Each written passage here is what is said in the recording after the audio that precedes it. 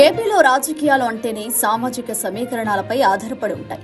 ఇక్కడ సామాజిక వర్గాలు రాజకీయాలను శాసిస్తుంటాయి. ఫలానా కులం, ఫలానా పార్టీ అని చాలా సులువుగా చెప్పవచ్చు. కమ్మ సామాజిక వర్గం అయితే తెలుగుదేశం, వైఎస్ఆర్ కాంగ్రెస్ పార్టీ అంటే రెడ్డి సామాజిక వర్గం, కాపులంటే జనసేన, ఇలా రకరకాలుగా విశ్లేషించుకోవచ్చు. అయితే ఒక రాజకీయ పార్టీకి బలమైన మద్దతుదారులుగా సామాజిక వర్గాలుంటాయి. ఇవి సహజం కూడా. అయితే కొన్ని సామాజిక వర్గాలు కొన్ని పార్టీలను విపరీతంగా ద్వేషిస్తుంటాయి. 2019లో రెడ్డి సామాజిక వర్గం టీడీపీని ద్వేషించింది. 2024 ఎన్నికల్లో వైఎస్ఆర్ కాంగ్రెస్ పార్టీని కమ్మ సామాజిక వర్గం ద్వేషించింది. అయితే రాజకీయ పార్టీలకు సామాజిక వర్గాల మద్దతు మాట అటుంచితే శత్రువులుగా మారిపోవడం ఇటీవల పరిపాటిగా మారింది. అందుకే పార్టీలు ఇప్పుడు సామాజిక వర్గాల వ్యతిరేకి అనే ముద్ర పోగొట్టుకునేందుకు ఎక్కువ ప్రయత్నాలు చేస్తుంటాయి. ఇప్పుడు అదే ప్రయత్నంలో ఉన్నారు వైఎస్ఆర్ కాంగ్రెస్ అధినేత జగన్మోహన్ రెడ్డి.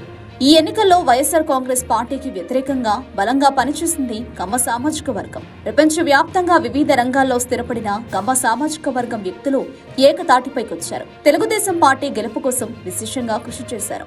దీనికి కారణం లేకపోలేదు. గత 5 ఏళ్ల వైఎస్ఆర్ కాంగ్రెస్ ప్రభుత్వం హయాంలో కమ్మ సామాజిక వర్గం ఒక రకమైన దాడి జరిగింది. వారి ఆర్థిక మూలాలపై దాడులు చేసిన సందర్భాలున్నాయి.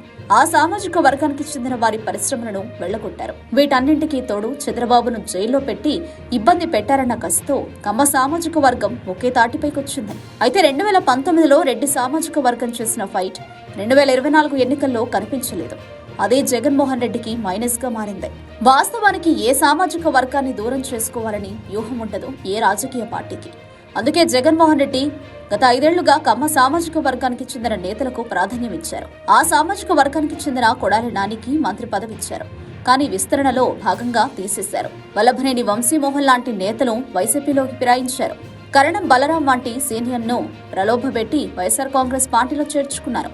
దేవినేని అవినాష్ వంటి నేతకు ప్రోత్సాహాన్నిచ్చారు. అయితే అదే సమయంలో కమ్మ సామాజిక వర్గం మూలాలపై దెబ్బ తగలడంతో వారు వీటిని పరిగణలోకి తీసుకోలేదు.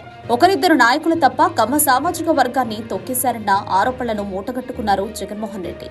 అయితే ఎన్నికల ఫలితాలు వచ్చిన తర్వాత జగన్మోహన్ రెడ్డికి దీని పర్యవసానాలు తెలిసాయి. అందుకే దిద్దుబాటు చర్యలకు ఉపక్రమించినట్టు తెలుస్తోంది.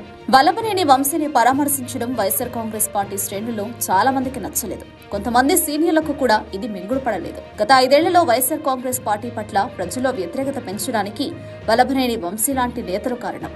అయితే ఇప్పుడున్న పరిస్థితుల్లో పార్టీ శ్రేణుల్లో ధైర్యం నింపడంతో పాటు కమ్మ సామాజిక వర్గానికి అండగా నిలిచారన్న అంశం ముఖ్యం. దానిని గుర్తించిన జగన్మోహన్ రెడ్డి వల్లభనేని వంశీని పరామర్శించారు. అటు తన వెంట కొడాలి నానితో పాటు దేవినేని అవినాష్ ను పెట్టుకున్నారు. చంద్రబాబు తన కుమారుడు ఎదగాలన్న కోణంలోనే ఆలోచిస్తున్నారని, కమ్మ సామాజిక వర్గంలో ఇతర నేతల ఎదుగుదల వారికి ఇష్టం లేదని వ్యాఖ్యానించారు జగన్మోహన్ రెడ్డి.